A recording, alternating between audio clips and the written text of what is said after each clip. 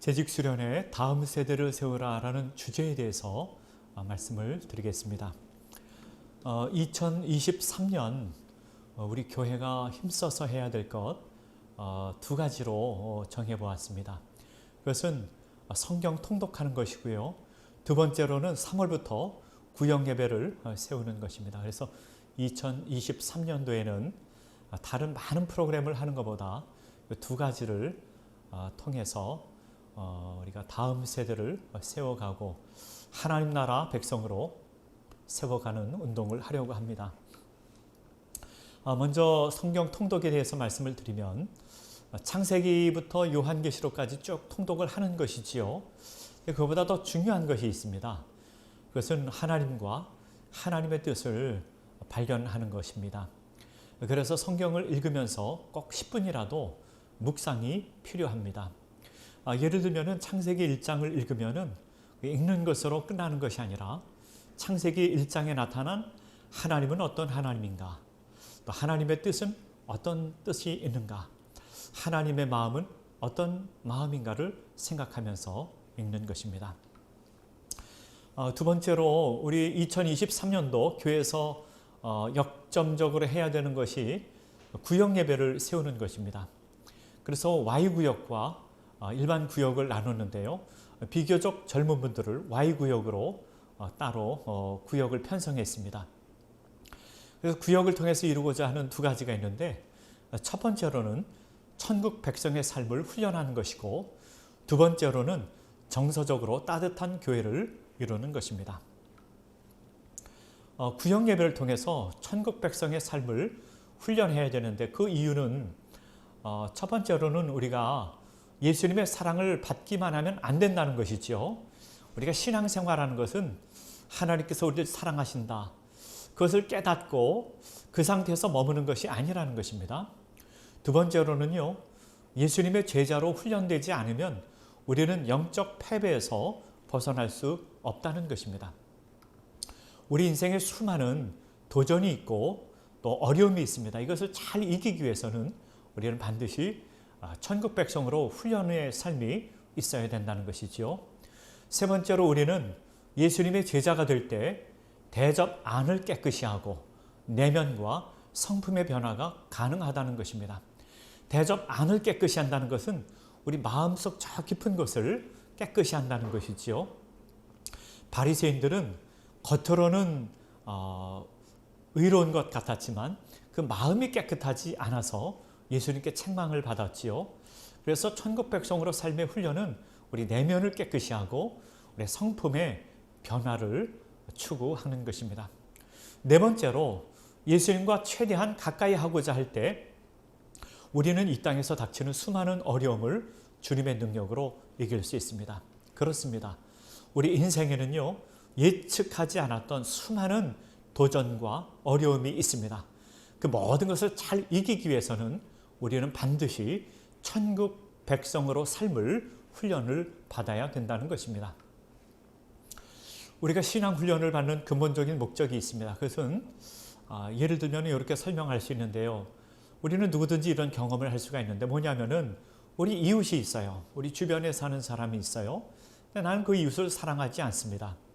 왜 사랑하지 않는가 하면 저 사람 보니까 무례하고 도덕적이지도 않은 것 같고 가까이 하고 싶지도 않은 것 같고, 그들이 우리 가정을 해치려고 하지는 않지만 내가 굳이 저 사람을 사랑해야 되는가, 그런 마음 때문에 관계를 갖지 않는 경우가 많다는 것이지요.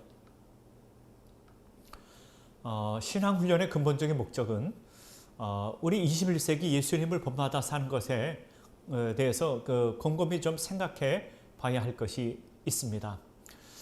당신에게 선을 베풀지 않고 적대적인 사람을 위해 진정으로 복을 빌어준 적이 있는가? 당신을 멸시하는 사람이 잘 되도록 도와줄 수 있는가? 사실 예수님께서 우리에게 가르쳐주신 아주 핵심적인 것인데, 우리가 이렇게 살기 위해서는 반드시 영적 훈련이 필요하다는 것입니다. 나에 대해서 적대적인 사람을 내가 축복하고 그를 위해서 기도해 줄 수 있겠는가? 쉽지가 않죠. 보통 사람들은 쉽지가 않습니다. 그러나 영적 훈련을 통해 이런 삶을 반드시 살아야 된다는 것입니다.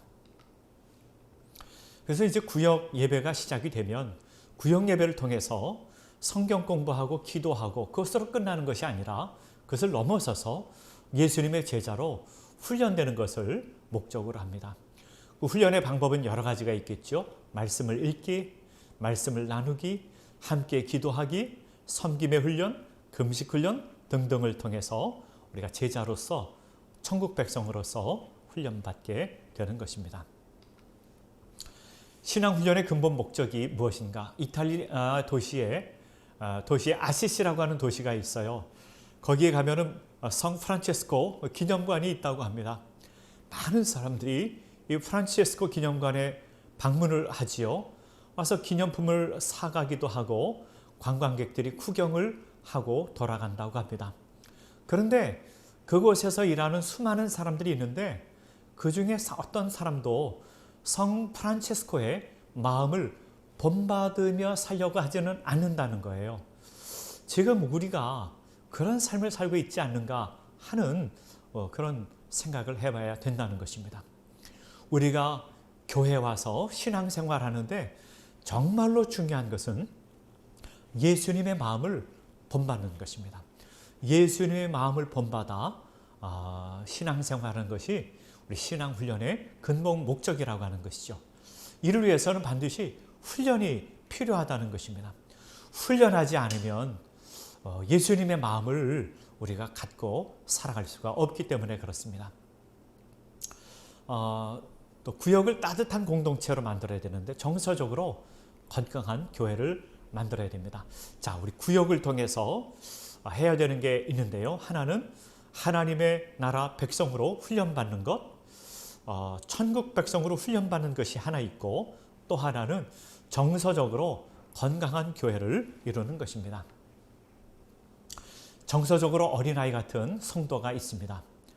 여러 예가 있는데 내가 잘못했다 이렇게 말하지 않는 사람, 또 성경 암송을 잘하면서도 다른 사람의 흉을 잘 보는 사람, 관점의 차이를 받아들이지 못하는 사람, 금식 기도도 하지만 마음에 우울함과 분노가 있는 사람, 눈코 뜰 새 없이 바쁘지만 그 마음에 기쁨이 없는 사람, 누가 무슨 제안을 하면 자신을 공격하는 것으로 아는 사람, 교회 모임을 삶의 도피처로 여기는 사람, 이런 삶은 정서적으로 어린아이 같은 삶이라고 생각할 수 있습니다. 반대로 정서적으로 건강한 사람은 어떤 사람이겠습니까? 그것은 하나님께서 나를 사랑하시는데 나의 분노, 나의 이기심, 나의 상처, 나의 약점, 그것과 상관없이 하나님께서 나를 사랑하신다는 것을 아는 것이죠. 그리고 우리 모두가 강하고 완벽하고 의로운 사람이 아니라는 것을 잘 아는 것입니다.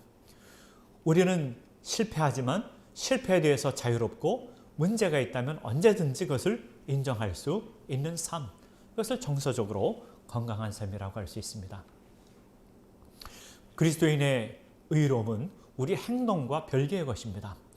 의롭기 위해서 무언가를 반드시 해야만 되는 것이 아니라 하나님께서 우리 안에 일하실 수 있도록 마음을 활짝 열어드리고 하나님의 의로움이 우리 가운데 충만하도록 하는 것이 바로 정서적으로 건강한 사람이라고 볼 수 있습니다.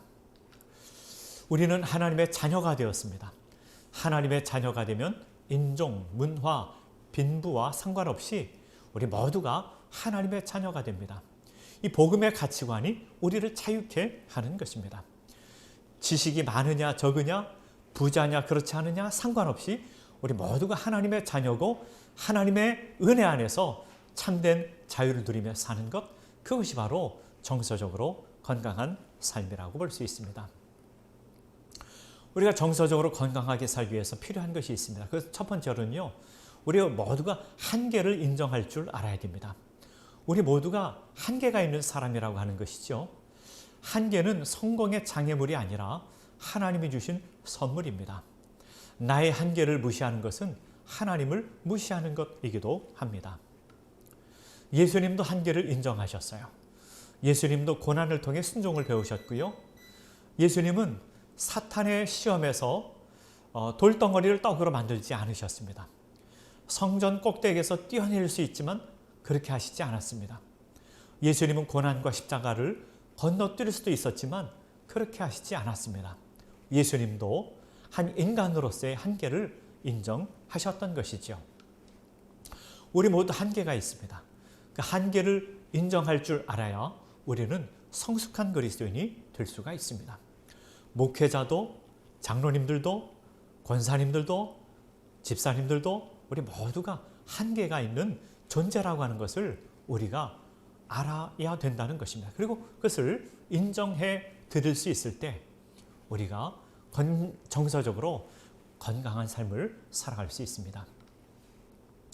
예수님은요, 약함으로 일을 하셨습니다. 마찬가지로 우리도 강함이 아니라 약함으로 타인을 섬겨야 됩니다. 강함으로 다른 사람을 섬기면은요, 다른 사람에게 군림하려고 하게 되고요. 그리고 다른 사람의 실수를 용인하지를 못하게 된다는 것이죠. 예수님은 나귀를 타고 예루살렘에 입성하셨죠. 또 예수님께서는 기도하셨습니다. 참 이해하기 어려운 게 예수님께서 십자가 지시기 전에 겟세마네에서 기도하셨던 것인데요. 저는 참 오래전에 참 이상하다 그런 생각을 했었어요. 예수님이 굳이 저렇게 겟세마네 가셔서 기도해야 되나? 그 인간이나 그런 걸 하는 것이지 예수님이 왜 그러셨을까? 그런 생각을 한 적도 있습니다. 또 예수님은 십자가에서 나의 하나님, 나의 하나님, 왜 나를 버리셨나이까? 이렇게 외치시면서 구원을 이루셨죠. 예수님의 굉장히 연약한 모습을 우리에게도 보여주신 것입니다. 예수님은 병도 고치시고 기적도 행하셨지만 그것만 보고 예수님을 따르면 안 된다는 것입니다. 예수님은 약함으로 하나님의 뜻을 이루셨습니다. 예수님의 제자들은 약함을 갖고 제자로 쓰임을 받았습니다. 베드로는 욱하는 성격의 말투가 거칠었고요. 마가 요한은 베드로를 배반하기도 했고요. 디모데는 약하고 두려움에 시달리기도 했고요. 모세는 말을 더듬기도 했습니다. 하나님께서는 모든 사람들의 약함을 통해서 일을 하셨습니다. 정서적으로 건강한 사람은 깨지고 상한 심령으로 주님을 섬기는 사람입니다. 그래서 우리는 깨지고 상한 심령으로 주님을 섬겨야 됩니다. 누군가를 휘어잡고 군림하고 통제하는 것이 아닙니다. 하나님 나라의 리더십은 실패와 고통을 통해 이끌어가는 것입니다. 교회에서는요, 목회자뿐 아니라 모든 구역장들도 이런 마음을 갖고 구역을 섬길 때 구역을 바르게 섬길 수가 있는 것입니다. 사람들은 자신이 얼마나 깨지고 약하고 한계가 많은지를 감추며 살아가려고 합니다. 이런 사람들이 중독에 빠지기 쉽고요. 자신을 과장할 수도 있습니다. 그러나 그리스도인들은 자신의 깨어짐과 상한 심령으로 주님을 섬겨야 합니다. 우리는 부족함을, 결함을 감추려고 하지요.